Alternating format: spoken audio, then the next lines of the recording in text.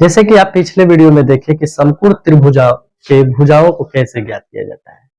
थोड़ा सा उसका रिवीजन कर देते हैं और इसका लिंक जो होगा आपको डिस्क्रिप्शन में दे दिया जाएगा ताकि आप पहला वीडियो देख सके, तभी आपको सेकंड वीडियो भी समझ में आएगा। जैसे कि आपने पिछले वीडियो में देखा था कि पाइथागोरस प्रमेय की सहायता से पाइथागोरस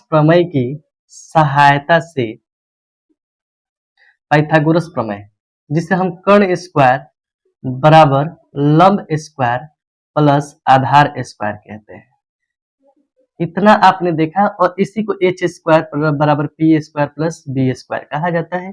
एच बराबर अंडर रूट हुआ था P square plus B square. आपने पी भी निकालेंगे तो ऐसे ही एच में से बी का स्क्वायर घटा देंगे, बी निकालेंगे तो H square means minus P का स्क्वायर कर देंगे। इन सभी तीनों भुजाओं का ये सूत्र दे दिया गया है जिसकी सहायता से हम समकोण त्रिभुज के किसी भी भुजा का अज्ञात भुजा का मान ज्ञात कर सकते हैं, पी क्यू आर। ठीक है, आप देख सकते हैं कि ये 1 है और ये आपका 2 है, तो ये आपका कितना होना चाहिए। एच निकालना है डायरेक्ट, आप जानते हैं कि एच का फॉर्मूला डायरेक्ट होता है sir P square plus B square, 1 का स्क्वायर प्लस 2 का स्क्वायर, तो यहाँ पे हो जाएगा 1 प्लस 4 बराबर अंडर रूट 5। अब जानते हैं कि रूट 5 का स्क्वायर वर्गमूल नहीं निकल सकता है, तो हम लोग ऐसे ही इसको छोड़ देंगे।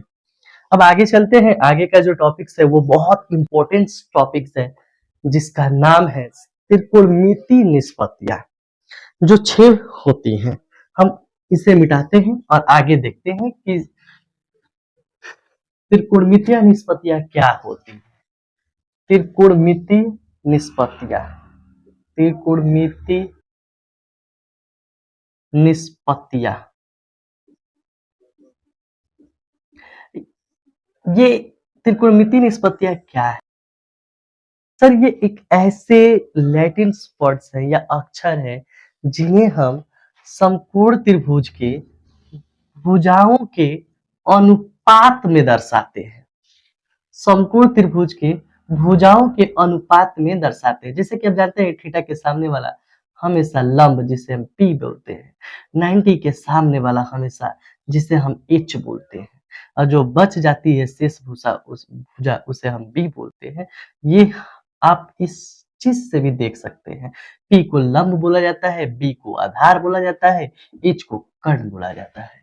ये आप देख रहे हैं। मैंने इसे शॉर्ट कर इसे थोड़ा सा स्वच्छ लिख दिया ताकि आप आगे की जो फॉर्मूला देखेंगे वो आपको सुस्पष्ट समझ में आएगा। जैसे 6 होती है तो पहला होता है sine theta. Sine theta, theta, ये थीटा पे ही हमको नजर रखना है। थीटा यहाँ पे है और थीटा के सामने वाला हमेशा पी होता है और एच होता है। तो साइन थीटा बोलता है ना कि मैं लंब और कर्ण का अनुपात के बराबर होता हूँ, मैं लंब और कर्ण के अनुपात के बराबर होता हूँ। जैसे P बटा H, हमारे हिंदी मीडियम वाले बच्चे लंब बटा कर्ण को समझेंगे, लंब बटा कर्ण। दूसरा होता है cos थीटा। दूसरा क्या होता है? cos theta. cos थीटा को इंग्लिश में cos थीटा को सूचित करते हैं P बटा H। यानी cos थीटा बोलता है ना कि मैं आधार और कर्ण के अनुपात के बराबर होता हूँ, मैं आधार और कर्ण के अनुपात के बराबर होता हूं, उसे हम cos थीटा से सूचित करते हैं, जिसे हम आधार बटा कर्ण भी बोल सकते हैं, आधार बटा कर्ण। ये बहुत बहुत जरूरी फॉर्मूला है जिसे आपको याद करना होगा और इजी भी है। मैं आपको एक ट्रिक भी बताऊंगा जिससे आप समझ सकेंगे। थर्ड नंबर है tan थीटा। tan थीटा को P बटा B बोला जाता है, अर्थात tan थीटा जो होता है वो लंब और आधार के भुजाओं के अनुपात के बराबर होता है। इसे हम P लंब बटा आधार, लंब बटा आधार। इसके बाद हम फोर्थ नंबर समझेंगे। फोर्थ जो होगा हमारा fourth sine theta cos theta tan theta cot। देखिए यहां से एक इंटरेस्टिंग टॉपिक्स या इंटरेस्टिंग चीजें आती है। ये cot थीटा जो होता है ना tan थीटा का इनवर्स होता है, उसका उल्टा हो जाता है। जैसे ये बी नीचे है इसको ऊपर कर दीजिए, पी ऊपर है इसको नीचे कर दीजिए, देख रहे ना, उल्टा उल्टी उल्टा उल्टी, मतलब ये मतलब ये बी ऊपर और पी नीचे, मतलब इसको उलट देंगे और ये आधार ऊपर चला जाएगा और नीचे आ जाएगा हमारा लंब।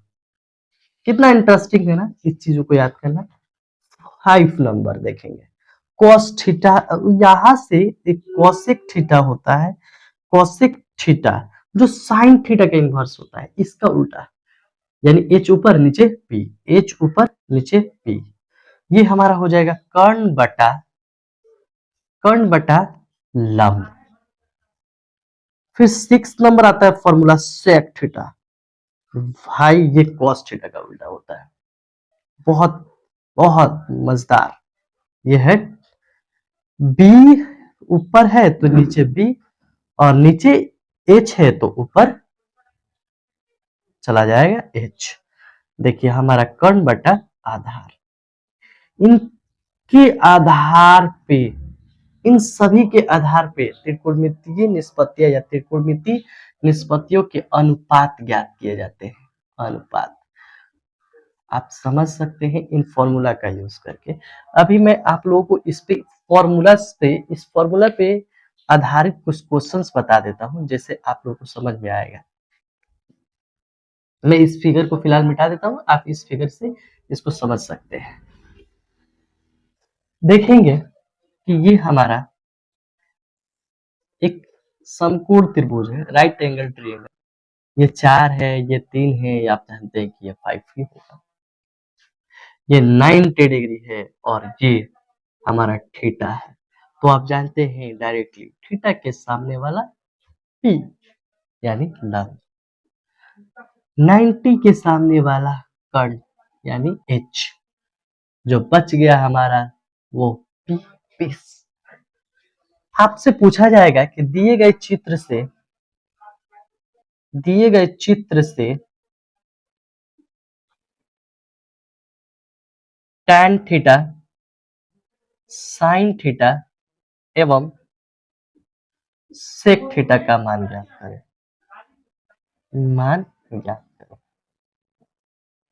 देखिए एक हम तो बहुत इंपॉर्टेंट चीज बता रहे हैं, यानी कि थीटा यहाँ पे भी है, यहाँ पे भी थीटा है, यहाँ पे भी थीटा है, जिसका वैल्यू निकालना है सभी में थीटा है, तो हम डायरेक्टली इसका प्रयोग करेंगे, इस ट्रायंगल का डायरेक्टली प्रयोग।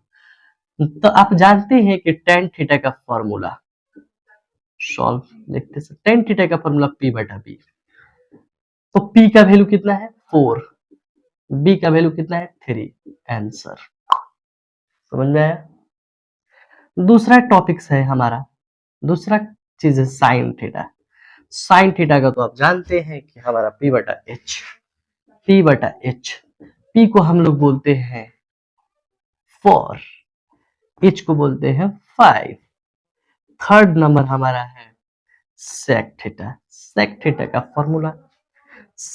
फॉर्मूला होता है H बाई बी।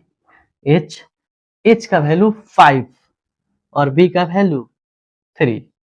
देखें आप, इसके बहुत उपयोग है आने वाले एक्सरसाइज में। आप अगर 8.1 बनाना चाहते हैं एनसीईआरटी को, तो हम आपको उसमें बहुत हेल्प करेंगे। तब तक फिलहाल आप इतना नोट कर लीजिए।